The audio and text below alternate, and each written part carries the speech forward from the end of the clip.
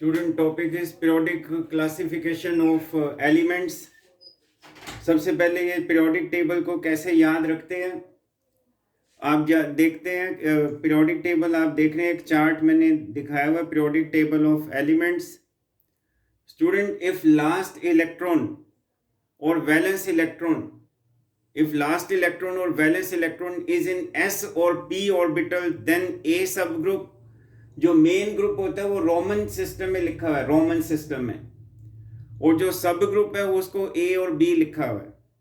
Main group के अंदर जो है वो सब ग्रुप होता है। अब सब ग्रुप एक ए है और एक सब ग्रुप बी है। सब ग्रुप ए में कौन से एलिमेंट आएंगे जिनमें लास्ट इलेक्ट्रॉन या वैलेंस इलेक्ट्रॉन एस या पी ऑर्बिटल में है, और सब ग्रुप बी में वो एलिमेंट्स आएंगे जिनमें लास्ट इलेक्ट्रॉन या वैलेंस इलेक्ट्रॉन डी और एफ ऑर्बिटल में आएंगे। अब आप ये देखिए स्टूडेंट, ये वाला जो है ये 1A है, ये 1A, ये ग्रुप जो है ये 1A ग्रुप के एलिमेंट्स हैं। Hydrogen, lithium, sodium, potassium, rubidium, caesium, francium. Group second A के जो एलिमेंट है beryllium, magnesium, calcium, strontium, barium, radium. अब ये देखिए, ये जो ग्रुप 1A के जो एलिमेंट है, ग्रुप 1 मेन ग्रुप है और A जो है वो सब ग्रुप है। इसका मतलब इनका जो लास्ट इलेक्ट्रॉन है, वैलेंस इलेक्ट्रॉन s और p ऑर्बिटल में है। Hydrogen, lithium, sodium, potassium, rubidium, caesium को हम अल्कली मेटल्स बोलते हैं। इनको अल्कली मेटल्स बोलते हैं। इन अल्कली मेटल्स की जो ऑक्सीडेशन स्टेट फिक्स होती है +1।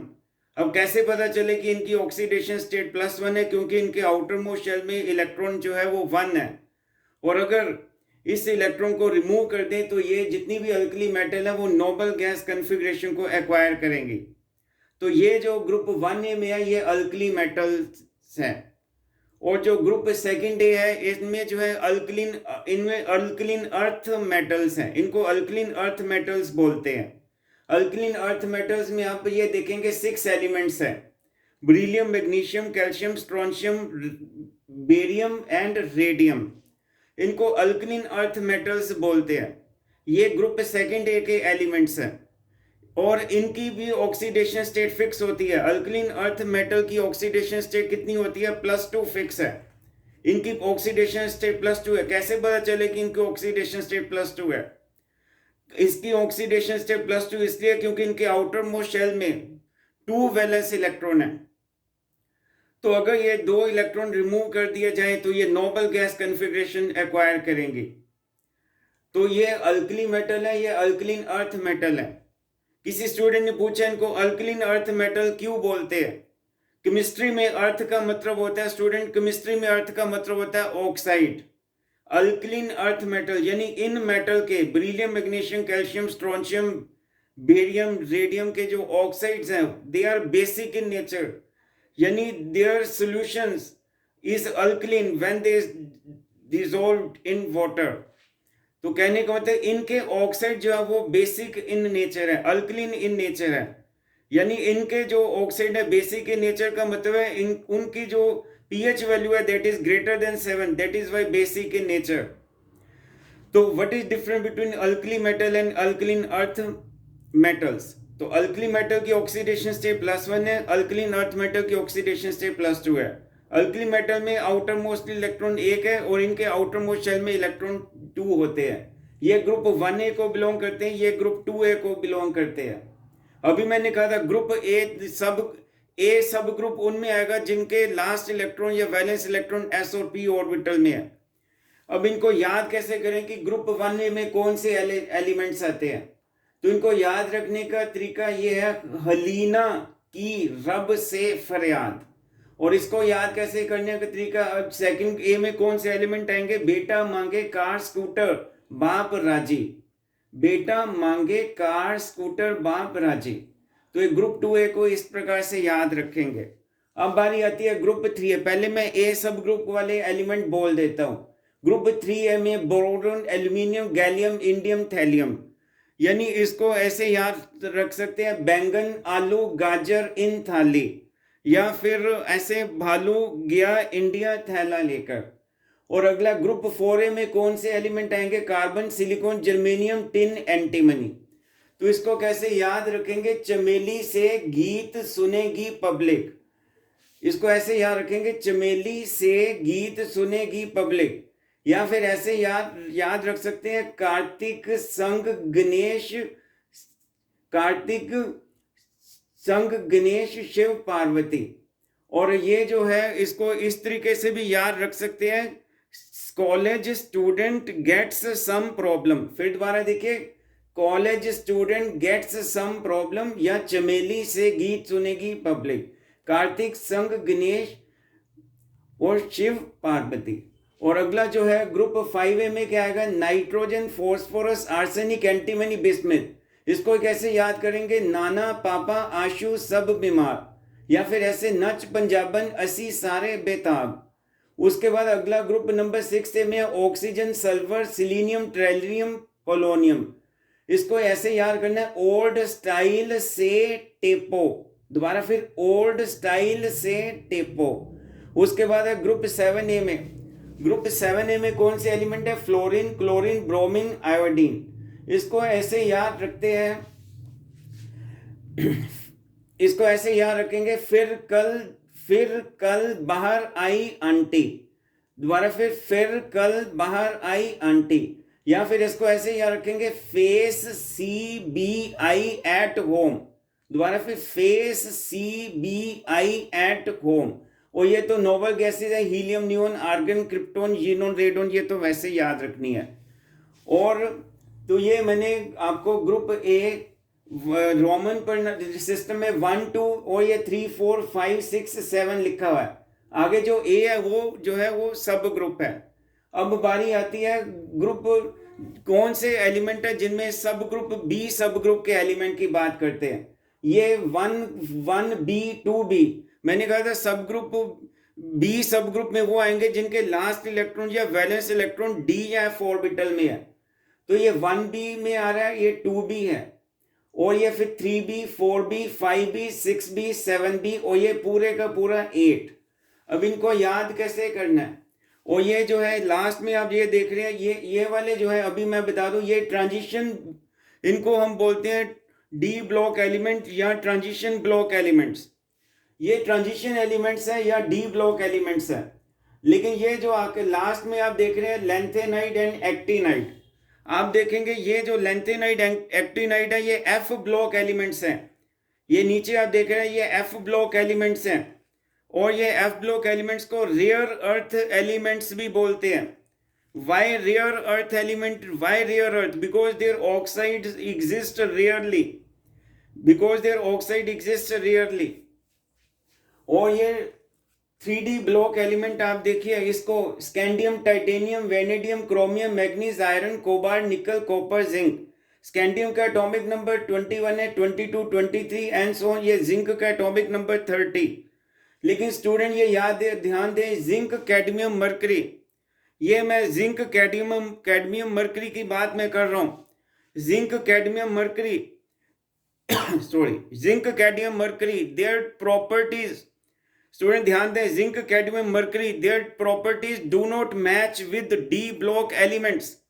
There properties do not match with D block elements, क्योंकि D block elements transition elements होते कौन से हैं? जिनके ट्रांजिशन एलिमेंट्स वो होते हैं जिनकी ग्राउंड स्टेट कॉन्फ़िगरेशन में डी ऑर्बिटल में अनपेयर्ड इलेक्ट्रॉन हो। ट्रांजिशन एलिमेंट किनको बोलते हैं? जिनके डी ऑर्बिटल में अनपेयर्ड इलेक्ट्रॉन हो, या उनकी आयोनिक कॉन्फ़िगरेशन या आयोनिक स्टेट में डी ऑर्बिटल में अनपेयर्ड इलेक्ट्रॉन हो, उनको ट्रांजिशन एलिमेंट्स बोलते हैं। लेकिन ये जिंक, कैडमियम और ट्रांजिशन एलिमेंट्स वो होते हैं जो वेरिएबल वैलेंसी शो करते हैं। जिंक, कैडमियम, मरकरी में आपको मैं बता दूं, जिंक की ऑक्सीडेशन स्टेट फिक्स है +2। इसी प्रकार से कैडमियम की ऑक्सीडेशन स्टेट फिक्स है +2। लेकिन स्टूडेंट मरकरी की ऑक्सीडेशन स्टेट +1 भी है +2 भी है। मरकरी की ऑक्सीडेशन स्टेट जब +1 होती है तो मर्क्यूरस, मरकरी की ऑक्सीडेशन स्टेट जब +2 होती है तो उसको मर्क्यूरिक बोलते हैं। लेकिन जिंक, कैडमियम, मरकरी की को their property, there characteristics do not match with D block elements. फिर भी हमने इसको रखा इन्हीं ट्रांजिशन एलिमेंट्स में ही रखा, डी ब्लॉक एलिमेंट्स में ही रखा हुआ है इनको। भले इनको ट्रांजिशन एलिमेंट्स हम नहीं बोलते, लेकिन रखा हमने इनको ट्रांजिशन ब्लॉक ट्रांजिशन एलिमेंट्स में ही इनको हमने इंक्लूड किया हुआ है। तो मैं ये कह दूं स्टूडेंट, ये जो है लेंथेनम है। अब मैं एफ ब्लॉक एलिमेंट्स पे आता हूँ। रियर अर्थ एलिमेंट्स बोलते हैं। Why rare earth? Because their oxide exist rarely. और लेंथेनम का एटॉमिक नंबर 57 है। और लेंथेनम के बाद जो 14 एलिमेंट्स हैं, लेंथेनम के बाद जो 14 एलिमेंट्स हैं, सीरियम, उसके बाद ये प्रेसोडोंटियम से लेके जो ल्यूटियम जो है, वो जो है 14 एलिमेंट्स जो है इनको लेंथेनाइड बोलते हैं। लेंथेनम के बाद जो एलिमेंट्स हैं वो लेंथेनाइड हैं। एक्टिनाइड्स, और ये जो है एक्टिनियम, एक्टिनियम के बाद जो 14 एलिमेंट्स हैं उनको एक्टिनाइड्स बोलते हैं। तो थोरियम से ऑनवर्ड ये सारे के सारे 14 एलिमेंट्स ही एक्टिनाइड्स हैं। और ये सीरियम से लेके ल्यूटियम तक जितने भी एलिमेंट्स हैं लेंथेनाइड्स हैं। तो ये जो है ये एफ ब्लॉक एलिमेंट्स हैं। तो स्टूडेंट, ये पीरियोडिक एलिमेंट्स की क्लासिफिकेशन मैं बता रहा था, इसको मैं फिर याद करवाने का तरीका बता दूं। ये मैंने बताया था बैंगन आलू गाजर इन थाली। ये जो एलिमेंट्स हैं ये 13th ग्रुप है, ये 14, ये 15, ये 16, ये 17 ग्रुप।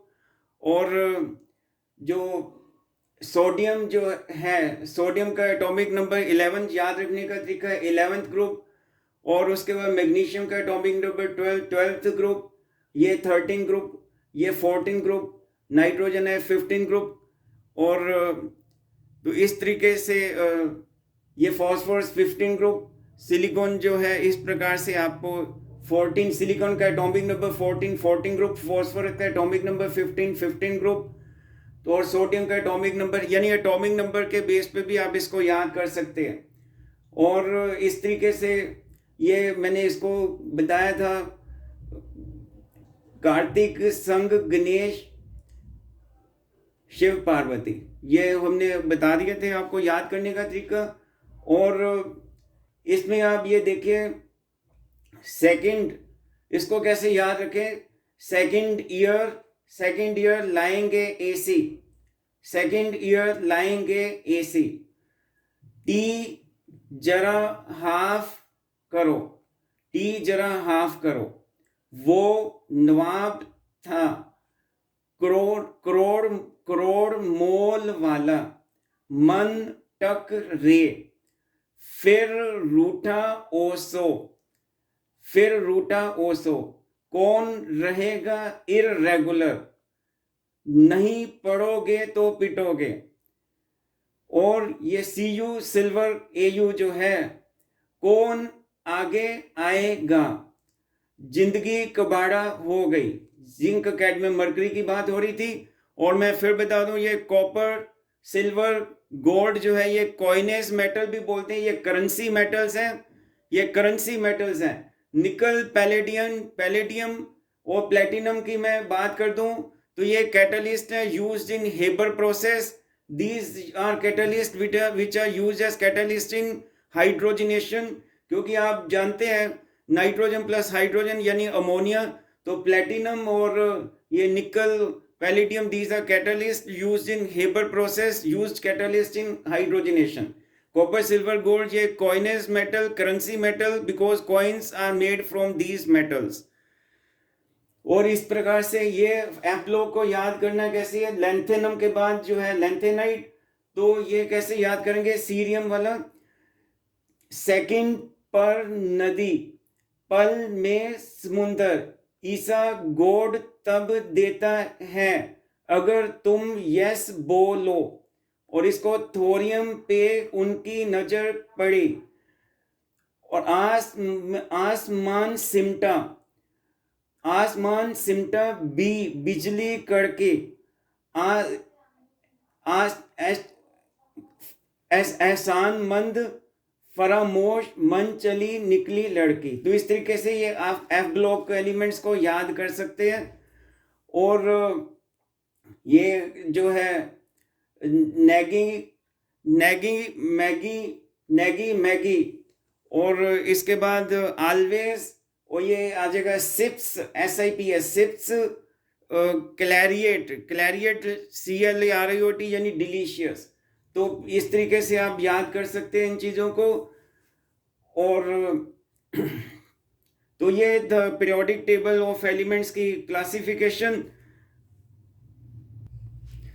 तो फिर मैं ये बता दूं, ये सी चमेली से गीत सुनेगी पब्लिक, या कार्तिक शिव गणेश संग पार्वती। दोबारा फिर कार्तिक शिव गणेश संग पार्वती। और ये स्कैंडियम टाइटेनियम को भी हम याद कर सकते हैं। ये ट्रांजिशन एलिमेंट्स हैं, कई बार पूछ भी लेते हैं जिंक का एटॉमिक नंबर कितना है। तो जिंक का एटॉमिक नंबर जो है 30, आपको इनका एटॉमिक नंबर भी याद होने चाहिए। तो ये कैसे याद करते हैं? साइंस टीचर वेरी खराब, मांगे फीस कुछ नहीं कम ज्यादा। दोबारा फिर, साइंस टीचर वेरी खराब, मांगे फीस कुछ नहीं कम ज्यादा। तो इस तरीके से आप ये याद करने के तरीके, हम helping ways to remember the things.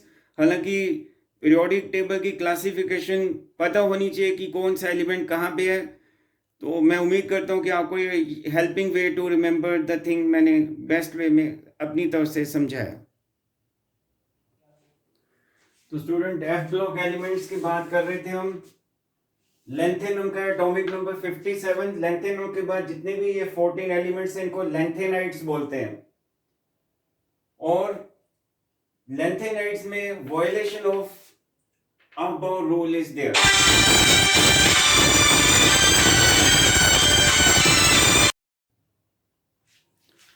तो स्टूडेंट, एफ ब्लॉक एलिमेंट्स में लेंथेनाइड की बात हो रही है। लेंथेनम के बाद जितने भी एलिमेंट्स हैं वो लेंथेनाइड हैं। लेंथेनम का एटॉमिक नंबर 57। मैं फटाफट आपको इसकी कॉन्फ़िगरेशन बता दूं। ज़ीनोन कॉन्फ़िगरेशन तो आएगी आगे, 4f0 5d1 6s2। अब ये है कि सबसे पहले तो 2 इलेक्ट्रॉन 6s में जाएंगे, 1 इलेक्ट्रॉन 5d में, 4f जो है उसमें इलेक्ट्रॉन नहीं जाएगा। अगर आप कहोगे लेंथेनम की कॉन्फ़िगरेशन हम ऐसे लिखते हैं तो गलत है। किसी बच्चे ने कहा ऐसे लिख देते हैं, 6s में 2 इलेक्ट्रॉन, 4f में 1 इलेक्ट्रॉन, 5d जो है वो खाली दिखाया हुआ। कारण यह कि 4f में 7 डिवीजन होती है, 7 ऑर्बिटल होते हैं। 5d में जो है वो 5 ऑर्बिटल होते हैं। लेकिन इन बिग हाउस, यूं समझिए लॉजिक ये है कि 4f जो एक बहुत बड़ा हाउस है, तो सिंगल इलेक्ट्रॉन बड़े हाउस में जो रहना पसंद नहीं करता। एक ही इलेक्ट्रॉन जो है बड़े हाउस में जो है कंफर्टेबल नहीं है। तो जो सिंगल इलेक्ट्रॉन है हमेशा जो है, अगर सिंगल इलेक्ट्रॉन है तो that always prefer to stay in small house. तो स्मॉल हाउस जो है वो 5d है, ना कि 4f। और n+l रूल के मुताबिक, n+l रूल के मुताबिक आप देखिए 6s में n+l की वैल्यू कितनी है? 6 + 0 यानी 6। और उसके बाद 4f में n+l की वैल्यू कितनी है? 4 + 3 यानी 7। और 5d में n+l की वैल्यू कितनी है? 5 + 2 यानी 7। तो n+l रूल ये कहता है कि जिस ऑर्बिटल की n+l की वैल्यू कम हो गई वो कम एनर्जी होगी, और कम एनर्जी वाला ऑर्बिट पहले फिल होता है। इसलिए मैंने 6s2 पहले फिल दिखाया हुआ है, पहले फिलिंग दिखाई हुई है। अब सवाल है कि 4f और 5d में दोनों में n+l की वैल्यू सेम है, तो फिर कैसे पता चलेगी किस ऑर्बिटल की एनर्जी ज्यादा है? तो ऐसे केस में फिर n की वैल्यू जो है, जिस ऑर्बिटल में प्रिंसिपल क्वांटम नंबर की वैल्यू ज्यादा होगी उसकी एनर्जी ज्यादा होगी। तो 4f और 5d के कंपैरिजन में 5d ऑर्बिट की एनर्जी ज्यादा है। तो फिर बच्चे ये कहेंगे कि तो 6s में 2 इलेक्ट्रॉन आ गए, फिर 4f की और एनर्जी कम थी, n+l रूल के मुताबिक 5d ऑर्बिट की एनर्जी ज्यादा है, तो फिर भी इलेक्ट्रॉन वो हाई एनर्जी में क्यों गया? क्योंकि जब ऑर्बिटल की फिलिंग होती है तो सबसे पहले लो एनर्जी वाला ऑर्बिट जो है फिल होता है। तो 4f की फिलिंग होनी चाहिए थी। हम तो ये सोचते हैं n+l रूल के मुताबिक ये एनर्जी कम है, एनर्जी ज्यादा है 5d की, तो फिलिंग ये होनी चाहिए थी। लेकिन मैंने अभी आपको बताया कि violation of aufbau rule is in lanthanide. Lanthanum में भी ये वायलेशन है। उसका ये लॉजिक है कि 4f एक बहुत बड़ा हाउस है, और बड़े हाउस में सिंगल इलेक्ट्रॉन जो है वो अनकंफर्टेबल होगा, तो that prefer to stay in small house. तो यही लॉजिक है, इसलिए ये कॉन्फ़िगरेशन लिखना लेंथेनम में गलत होगा। तो 6s में 2 इलेक्ट्रॉन आएंगे, 4f में ना जाके बल्कि वो 5d में प्रीफर करेगा। इस तरीके से जब सीरियम की बात करते हैं तो एटॉमिक नंबर 58 आ जाएगा। तो अब आप ये कहोगे अब एक इलेक्ट्रॉन अब ये 57 में तो हो गए, जो 58 इलेक्ट्रॉन आएगा तो वो बच्चा ये सोचेगा 6s2 तो है ही है, 5d1 पहले था, 4f में एक और इलेक्ट्रॉन आ जाएगा, तो ये कहेंगे कि ये सिंगल। फिर वही बात आ गई कि 4f है, ये बड़ा हाउस है छोटा हाउस है, और बड़े हाउस में सिंगल इलेक्ट्रॉन जो है वो अनकंफर्टेबल है। एक बड़े हाउस में अकेला रहना जो है, कोई वो फील अकेला रहना वो पसंद नहीं करेगा, तो वो क्या करता है कि वो 5D को भी बुला लेता है अपने पास। तो ये कहता है 5D को भी अपना एक साथी को बुलाना चाहता है कि हम दोनों इकट्ठे रहते हैं, पूरा घर तो खाली है, तुम भी आ जाओ। तो 5D वाला इलेक्ट्रॉन भी 4f के पास आ जाता है। तो ये देखो 4f2 हो गया और 5D खाली हो गया। तो इस प्रकार से ये सिंगल इलेक्ट्रॉन जो है जब भी 4f में हो गया तो प्लीज ध्यान दें अनकंफर्टेबल इन f है। तो इसलिए 4f वाला जो इलेक्ट्रॉन जैसे ही फिल होता है वो 5D वाले को अपने पास बुला लेता है। तो वो इस तरीके से कॉन्फ़िगरेशन सीरियम की। उसके बाद प्रेसियोडाइमियम की जो एटॉमिक नंबर 59 है, तो अब एक एक करके आगे इलेक्ट्रॉन फिल हो रही है, 5D खाली है, फिर इस प्रकार से 4f3 आ गया, फिर 4f नियोडीमियम में 4f4 आ गया, फिर 4f5, इस तरीके से f की फिलिंग हो रही है। अब देखिए ध्यान देने वाली बात है कि जब ये 63 एटॉमिक नंबर मैंने दिखाया तो उसमें जब फिल कॉन्फ़िगरेशन लिखेंगे 6s2 4s7 5d0, तो आप देखो जब सारे इलेक्ट्रॉन हर्ट्ज रूल के मुताबिक 4f में 7 डिवीजन है, 7 ऑर्बिटल है, सभी ऑर्बिटल में एक एक इलेक्ट्रॉन की फिलिंग हो गई, तो ये मैक्सिमम सिमेट्री जो है कॉरेस्पॉन्ड करेगा। Maximum symmetry mean stable configuration, एक मैक्सिमम एनर्जी एक्सचेंज वाली बात यहाँ पे है। तो गैडोलिनियम में जब हम फिलिंग करेंगे तो ये नहीं कहना कि ये 4f7 है तो इसमें 4f8 हो गया, 5d खाली है, नो। वाई ये क्यों नहीं, ये रूल आउट क्यों हुआ? Why because orbital wants to main stability due to symmetry. Orbital चाहता है जो उसे मैक्सिमम सिमेट्री की वजह से, ऑर्बिटल चाहता है जो उसे मैक्सिमम सिमेट्री की वजह से स्टेबिलिटी मिली वो मेंटेन रहे। तो उस स्टेबिलिटी को मेंटेन करने के लिए ये देखो स्टेबिलिटी 4f7 में मेंटेन ही है, तो इसलिए वो जो 8वां इलेक्ट्रॉन जो अगला आएगा वो 64th इलेक्ट्रॉन 5d में जाएगा। फिर उसके बाद टर्बियम की कॉन्फ़िगरेशन 65 एटॉमिक नंबर 6s2। तो उसके बाद क्या हुआ कि ये जो फिलिंग होगी, अब मैं फिलिंग इसमें हम करके दिखाते हैं। ये देखो 6s2 और ये 4f8 और ये 5d1 हमने सोचा कि ऐसे होगा, लेकिन फिर वही है बात है 4f में अब 7 तो ठीक है, एक एक समय आ गया वो सिमेट्री वाली कॉन्फ़िगरेशन ओके है, मैक्सिमम सिमेट्री स्टेबल कॉन्फ़िगरेशन, लेकिन जो एक इलेक्ट्रॉन जो अब एक्स्ट्रा आया है 4f8 में वो फिर वही है कि वो अनकंफर्टेबल होगा, तो फिर वो इस 5d वाले इलेक्ट्रॉन को अपने पास बुला लेगा ताकि वो उसी जैसा स्पिन वाला इलेक्ट्रॉन एक और आ जाए, तो 4f9 आ जाएगा, 5d0 आ जाएगा। तो इसलिए ये वाली कॉन्फ़िगरेशन नहीं चलेगी इसमें। और उसके बाद फिर 4f10 5d0, 4f11 5d0, 4f12 5d0 and so on so fourth, and the last में 4f13 5d0, 4f14 5d0। अब आगे आ जाएगा लास्ट में ल्यूटिडियम में 71 एटॉमिक नंबर। तो ये नहीं कहना कि अगला जो इलेक्ट्रॉन इसमें 4f15 आ जाएगा, नो, क्योंकि f में ज्यादा से ज्यादा इलेक्ट्रॉन जो है 14 ही आ सकते हैं और f में 7 ऑर्बिटल होते हैं, ज्यादा से ज्यादा इलेक्ट्रॉन 14 ही आ सकते हैं, तो जो नेक्स्ट इलेक्ट्रॉन होएगा वो 5d1 में जाएगा। तो ये जो है एक लेंथेनम के बाद जितने भी लेंथेनाइड में जब हम इलेक्ट्रॉन की फिलिंग करते हैं तो अहबो रूल की जो है सभी ये सब लेंथेनाइड्स दिखाया, सीरियम से लेके ऑनवर्ड अप टू ल्यूटिडियम जो है, ये जो चाहे वो या टर्बियम है या थूलियम है, इन सब लेंथेनाइड्स में जो अहबो रूल की जो है वॉयलेशन है। तो ये था आज का lecture. Thank you so much.